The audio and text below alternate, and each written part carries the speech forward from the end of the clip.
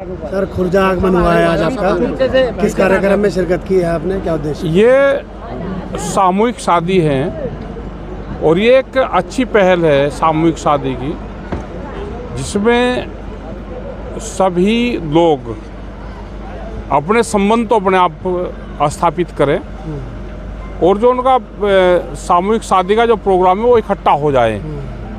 तो हम भी बाराबंकी में भी करवाते हैं हम, और ये खुर्जा में भी शुरुआत हुई। और ये एक सोसाइटी है, डॉक्टर भीमराव अंबेडकर सोसाइटी है, तो ये शादी करवा रही है। आज 7 बच्चों की शादी है और इसमें सब समाज जुड़ता है, सब अपना जिसका जो भी मौत होता है इन बच्चों को वो देते भी हैं, दहेज के रूप में भी देते हैं, जो भी इनका सामर्थ्य के हिसाब से।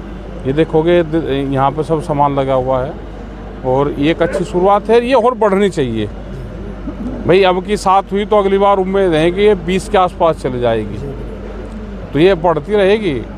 और कोई लड़की ये ना सोचे कि भाई हमारे बड़ा फंक्शन नहीं हुआ, तो ये सबका सामूहिक बड़ा फंक्शन हो जाता है।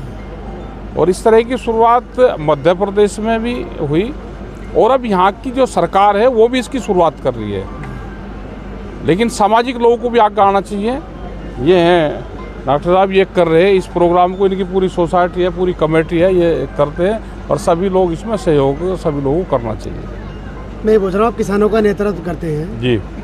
किसान आए दिन समय समय पर MSP हो, आवारा गौवंश हो, इस तरह की जो मांगे हैं उनकी वो लेकर प्रदर्शन करते रहते हैं, समाधान इनका कुछ नहीं होता। देखो, सरकार उस तरह की आ रही सरकार है पूंजीपतियों की, वे चाह रही कि कैसे ज़मीन छोड़ कर जाएं। उनका प्रोग्राम है कि ज़मीन छोड़ दें और ज़मीन से किसान नफरत करे। जब नफरत करेगा जब उसको छोड़ देगा, और जो बड़ा उद्योगपति है वो उसकी तलाश में है कि ये ज़मीन छोड़ कर जाए, इनके बच्चे ज़मीन से हटें और हम इन ज़मीनों को ले लें या सरकार अधिग्रहण कर ले। तो सरकार अपने दांव पे है और किसान ज़मीन से नफरत कर रहा है, तो किसान को ज़मीन से नफरत नहीं करनी चाहिए, उसके बच्चों को भी। किसान खेत में अपना काम करें, अपने आंदोलन पे ध्यान रखें। ज़मीन घाटे का सौदा नहीं है, दिल्ली की कलम बेईमान है।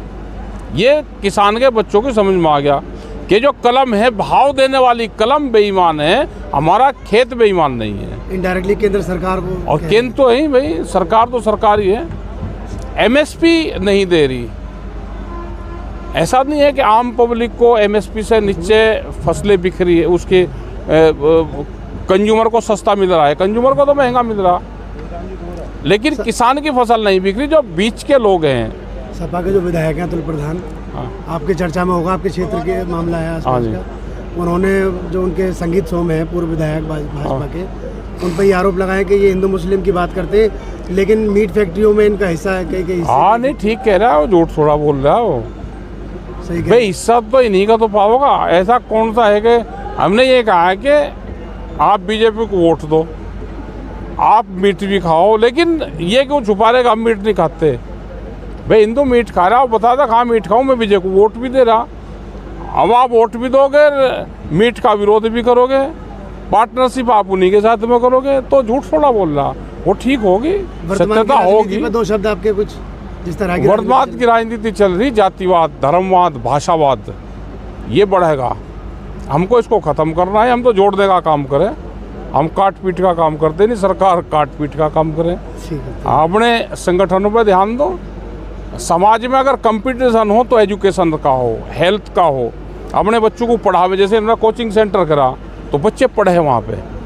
आजकल ये है कि पढ़ाई पे ध्यान दे, अपने काम धंधे पे ध्यान दे, नशे से दूर रहें। जम्मू कश्मीर में वो बंद करवा दी गई, देख लो, कॉलेज बंद करवा दी भाई, उसमें मुस्लिम बच्चों के एडमिशन ज़्यादा हो गए तो यूनिवर्सिटी बंद करवा दी, जो कॉलेज था वही बंद करवा दी। तो इनको एजुकेशन पर उस तरफ इनका ध्यान नहीं है।